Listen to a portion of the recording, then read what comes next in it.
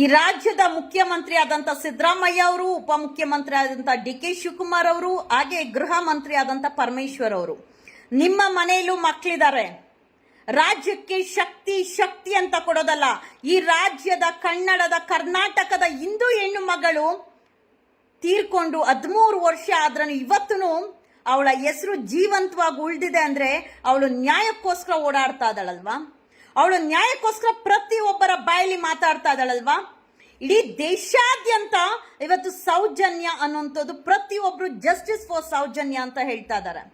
90% ಜನ ಸೌಜನ್ಯಳಿಗೆ ನ್ಯಾಯ ಸಿಗಬೇಕು ಅಂತ ಪ್ರಾರ್ಥನೆ ಮಾಡ್ತಾ ಇದ್ದಾರೆ. ಎಷ್ಟೋ ಜನ ಹೊರಗಡೆ ಬಂದು ಮಾತಾಡಕ್ ಆಗದಿರಾ ಇದ್ದಾರೆ. ಕಾರಣ ಏನ್ ಗೊತ್ತಾ? ಭಯ. ನವೀನ್ ಗೌಡ ನೆಕ್ಸ್ಟ್ ಕುಡಿದ್ಬಿಟ್ಟೆ ಬರ್ತೀನಿ ಏನೋ ಹೇಳಿದ್ಯಲ್ವಾ, ಸೌಜನ್ಯ ನಿನ್ನ ಮನೆ ಅಕ್ಕ ತಂಗಿ ಹಾಗಿದ್ರೆ ನಿನಗೆ ಅರ್ಥ ಆಗ್ತಾ ಇತ್ತು. ನೀನ್ ಯಾರ್ದೋ ಬಕೆಟ್ಟು.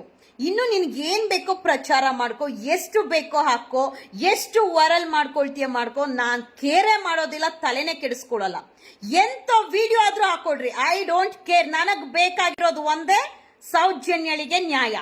ವಸಂತ್ ಗಿಳಿಯಾರ್ ನೆನೆ ಹಾಕಿದ್ದಂತ ಒಂದೇ ಒಂದು ಚಾಲೆಂಜ್ಗೆ ಅಕ್ಸೆಪ್ಟಬಲ್. ನೆಟ್ವರ್ಕ್ ಇಶ್ಯೂ ತುಂಬಾ ಇದೆ, ಏನಾಯ್ತು?